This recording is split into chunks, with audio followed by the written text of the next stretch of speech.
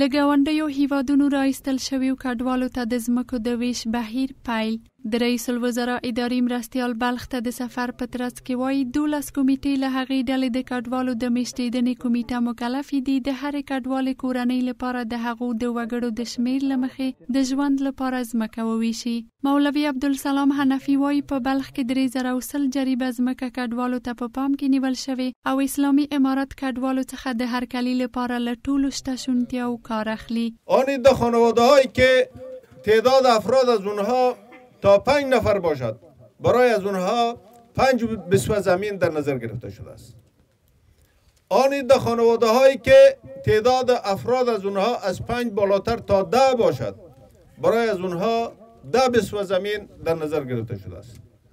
و آن عده خانواده هایی که تعداد افراد از اونها از 10 بالا باشد 15 بسوه زمین برای از اونها در نظر گرفته شده است. البته این برای ما ثابت شود که ای در وطن خانه و شرایط زندگی نداره. تقریبا په 425 ولایتونو کې موږ همدغه نقشې او دغه شارکونه دا طرح او ډیزاین کړي دي او د هغوی کار اکثره خلاص ده.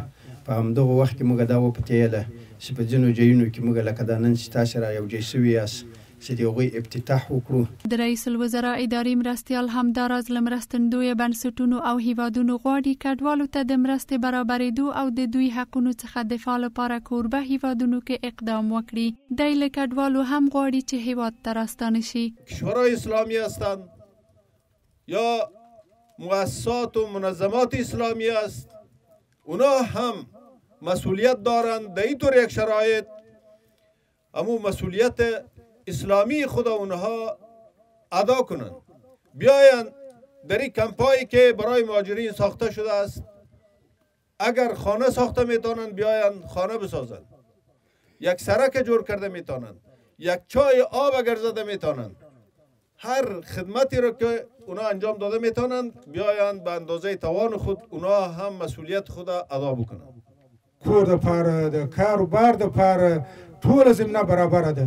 نو دا خو د شکر ځای دی چې وسانیا تیر نه کو کوم په ګاونډي هیوادونو کې موږ تاسو هیوادوال وسیږي پر دې مژغ دی چې ودی کلمه تیروي راسي خپل کور ته عزت خپل کور کې دی بیا تاسو ته ځای معلوم دی په هر سرحد کې پر هر بارډر باندې پر هر دروازه باندې ته زمینه برابر ده.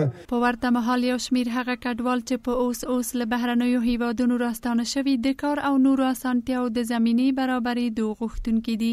شکر پر دغه باندې چې دلته تاسو د خیر سره دغه ځای دی د خیر سره د مهاجرو دپاره ټول کشورونه چې مهاجر دی باید چې خپل خاور ته راسي. ما واړه بچي دي کله غټ بچي نه لرم مثال وینه یو د کاروباري ځای هم بس مثال یو 12 تنه 10 تنه 8 تنه کوره پسې دی مثال. د ښار جوړونې وزارت د معلوماتو پر بنسټ د هیواد 25 ولایتونو کې کډوالو ته د ښارګوټو جوړول په پام کې نیول شوي دي.